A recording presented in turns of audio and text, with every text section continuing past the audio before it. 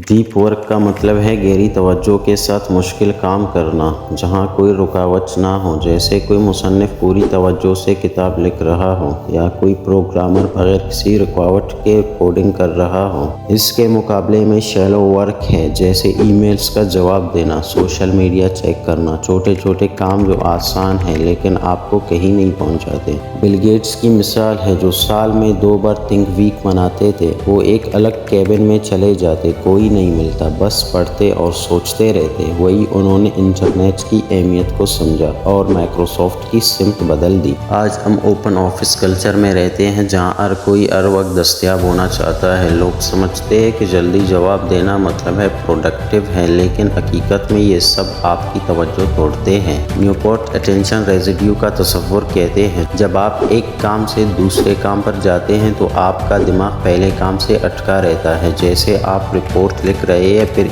Email check करते हैं, फिर वापस रिपोर्ट पर आते हैं, तो आपका दिमाग अभी भी ईमेल वाली बात में है। न्यूपोर्ट डीप वर्क के 4 तरीके कहते हैं। नंबर 1, मोनास्टिक अप्रोच, बिल्कुल अलग हो जाओ दुनिया से, जैसे युंग ने किया, लेकिन ये सब के लिए मुमकिन नहीं। नंबर 2, मॉडल अप्रोच, कुछ दिन डीप वर्क के लिए मखसूस करो, बाकी दिन नॉर्मल। जैसे आदम ग्रंच जो प्रोफेसर है, वो 3-4 दिन सिर्फ तहकीक करते हैं, बाकी दिन पढ़ाते और मीटिंग्स करते हैं। नंबर 3, रिदमिक अप्रोच, हर रोज़ एक मखसूस वक्त पर डीप वर्क करो, आदत बना लो, जैसे सुबह के 3 घंटे। नंबर 4, जर्नलिस्टिक अप्रोच, जो भी वक्त मिले डीप वर्क कर लो, लेकिन ये सबसे मुश्किल है क्योंकि दिमाग को फौरी तौर पर गहरी तवज्जो में लाना मुश्किल होता है। न्यूपोर्ट 4 उसूल देते हैं। पहला उसूल, अपनी तवज्जो को बचाओ, सोशल मीडिया न्यूज़ नोटिफिकेशन से दूर रहो। जब डीप वर्क कर रहे हो फ़ोन बंद कर दो, दरवाज़ा बंद कर लो। दूसरा उसूल,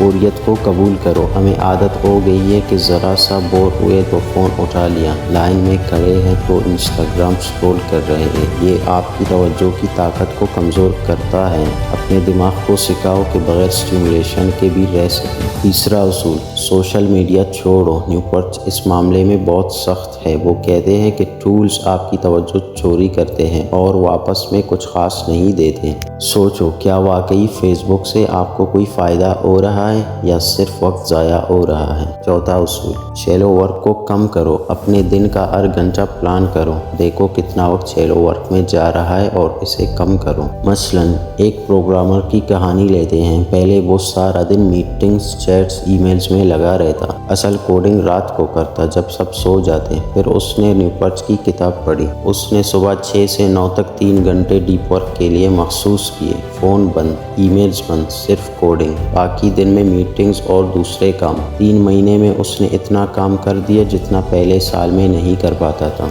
न्यूपोर्ट कहते हैं कि आजकल लोग समझते हैं कि हर वक्त अवेलेबल रहना ज़रूरी है। अगर आपने फौरी जवाब नहीं दिया तो लोग नाराज़ हो जाते हैं, लेकिन ये सोच गलत है। असली कीमती काम डीप वर्क से आता है, शैलो वर्क से नहीं।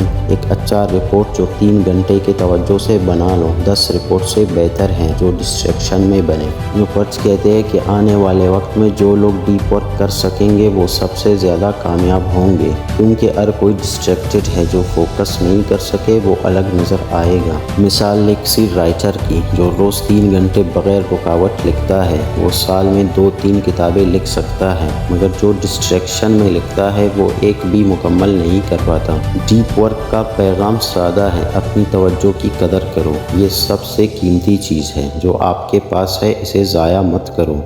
जब आप डीप वर्क करते हैं तो आप न सिर्फ बेहतर काम करते हैं बल्कि ज़्यादा खुश भी रहते हैं, क्योंकि मुश्किल काम मुकम्मल करने से एक इत्मीनान होता है जो सोशल मीडिया स्क्रॉल करने में कभी नहीं मिलता। तो आज से शुरू करो, अपने दिन में से 2 घंटे निकालो, फ़ोन बंद करो और उस काम पर लग जाओ जो वाकई अहम है। देखो कैसे आपकी ज़िंदगी बदल जाती है।